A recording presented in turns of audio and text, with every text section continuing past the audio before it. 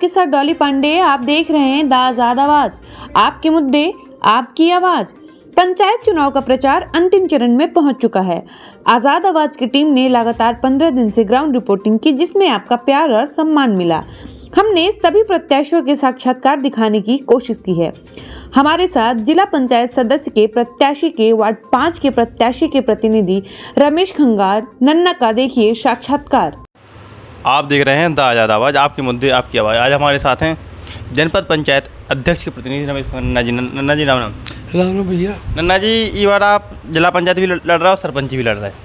आपके घर से तो क्या तैयारी, कैसी तैयारी चल रही? देखिए, सबसे पहले तो मैं आपको धन्यवाद देना चाहता हूँ जो मेरी आवाज़ आप जगह जगह से ऊपर तक पहुँचाएंगे, इसके लिए आपको धन्यवाद है। और रही चुनाव की बात, तो ये चुनाव कोई मेरा पहला चुनाव नहीं है। मैं 2 चुनाव मैं जीता हूँ, 2 मेरी पत्नी जीती है, 2 मेरी पुत्र वधू प्रीति खंगार जीती है, जो अभी वर्तमान में जनपद अध्यक्ष है। महिला मोर्चा की जिले की उपाध्यक्ष है और बीजेपी के हम लोग कार्यकर्ता हैं। और जितनी भी हम लोगों को विकास बनेगा उतना करेंगे। और विकास अगर हमने नहीं किया होता तो हम 6 चुनाव कैसे जीतते, आप बताओ ना। मैं विकास किया है, लेकिन आपके जो अगल बगल के गांव हैं वो आज शायद मध्य प्रदेश के सबसे प्रदूषित गांव में। देखिए, आप ऐसा नहीं है कि आप हर गांव में नहीं जा रहे हो, आप हर गांव में जाइए।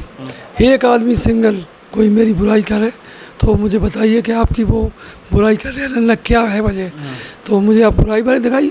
ये चुनाव मैं तो ही लड़ रहा हूँ, चुनाव तो मेरी समाज जनता पूरे गांव लोग के लड़ रहे हैं। आज की जो रैली निकली है यहाँ जो जिस गांव में हम बैठे हैं प्रतापपुरा, यहाँ के अगल बगल गाँव में सबसे बड़ी समस्या ये है पूरे ज़िले में कि यहाँ के लोग शुद्ध हवा नहीं ले पा रहे हैं।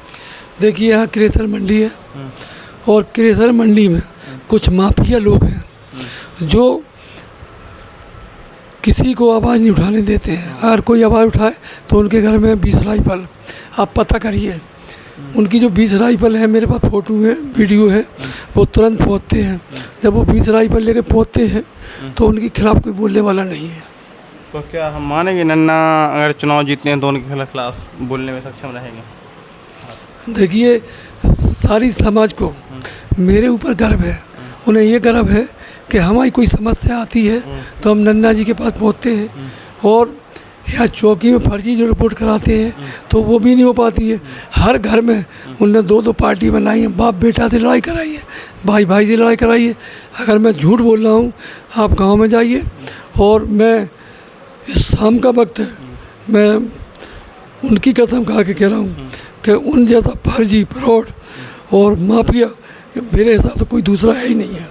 आज उन्होंने वीडियो जारी की, उसमें उन्होंने विधायक जी पे एक आरोप लगाए, कई आरोप लगाए हैं। देखिए, विधायक जी इतने सीधे हैं, अगर विधायक जी किसी मामले में गलत होते तो दूसरी बार चुनाव नहीं जीतते वो। और विधायक जी सरल हैं। नहीं, और इसके अलावा 2 जिला पंचायतों में विकास की एक वो बोल रहे नई गाथा लिखेगा, भ्रष्टाचार नहीं करे, भ्रष्टाचार हटा देगा। इसको आप किस प्रकार देखते? देखिए, इस जितने भी गांव हैं आप जाइए, अगर विधायक जी की कोई बुराई करके दिखा दे तो मुझे बताओ। वो तो विधायक जी भ्रष्टाचार का आरोप लगा तो वो तो कुछ भी कहेंगे ना, वो तो सब कुछ कहते हैं। वो तो किसी की बुराई करते हैं, मुख्यमंत्री जी की बुराई कर सकते हैं। वो तो कहते हैं आज मुझे लिप्टी मिलेगी, मैं कांग्रेस में चला आऊँगा, अभी कहीं सपा में चला आऊँगा, यहाँ दम देते हैं वो। और सपा के लोग कुछ यहाँ आए हुए हैं, उसका प्रचार करवा रहे हैं। मैं नाम दे बता दूँगा कि जो सपा के लोग उसका प्रचार करा रहे हैं और वो गुप्त में सपा को वोट दिलाता है। अच्छा, तो और भारतीय जनता पार्टी का तो कार्यकर्ता है? देखिए, भारतीय जनता पार्टी का कार्यकर्ता हो सकता है, ये नहीं कह रहा हूँ नहीं है, लेकिन भारतीय हर जनता पार्टी के नेता, मंत्री, सबको पता है कि ये क्या है। उसके जो उनका गांव है जिजोरा, जहाँ से वो सरपंच रहे, उस गांव को केंद्रीय मंत्री वीरेंद्र खटीक गोद लिए थे, लेकिन वो गांव आज भी विकास नहीं कर पाया। देखिए, केंद्रीय मंत्री जी नहीं समझ पाए कि ये लोग क्या भला है।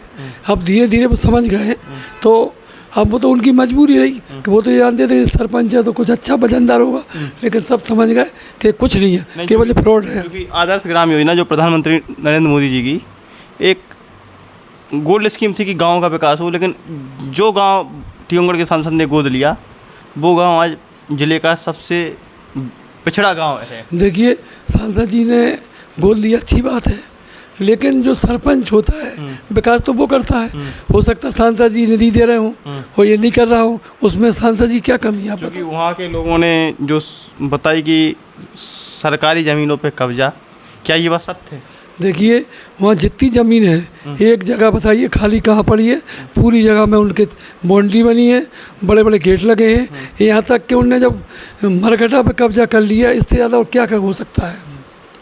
तो अगर ये चुनाव आप, क्योंकि जजौरा में हरिजन सीट है और प्रतापपुरा से आप स्वयं चुनाव लड़ रहे हैं, अगर चुनाव बाद परिस्थितियाँ बदलती हैं तो क्या वो ज़मीनों पे, जिस प्रकार कांग्रेस के कार्यकर्ताओं की ज़मीनों पे बुलडोजर चल रहा है, क्या यहाँ पे बुलडोजर देखने को मिल सकता है? देखिए ये सरकार किसी माफिया को बख्शेगी नहीं, चाहे मैं, लेकिन भाजपा के लोगों को तो बख्श दिया जाता है।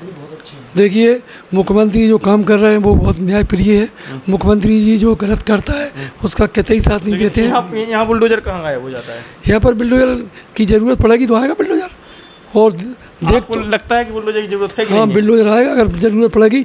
और गांव के लोग दुखी हैं, सारे गांव के लोग शिकायत कर रहे हैं और ऊपर तक बात पहुंच रहा है। क्योंकि क्या है, खनन में एक पैरामीटर होता है कि आप इतनी निचाई तक ले जा सकते हो, उस निचाई के नीचे नहीं जाना चाहिए, उस निचाई को क्रॉस हो गया, इस कारण लोगों के मकान चटक रहे हैं। देखिए खनन की बात करिए तो आप खदान में जाइए, उनने जब उनके प्रशासन ने जब उन पर कार्रवाई की है तो उनने खदानें पूरना स्टार्ट कर दिए हैं और वो भयभीत तो हो गए। उनकी एलएलटी पकड़ के थाने में रखी है और रिकवरी में उनका एलएलटी किस थाने में रखी है अभी? नारई चौकी पे।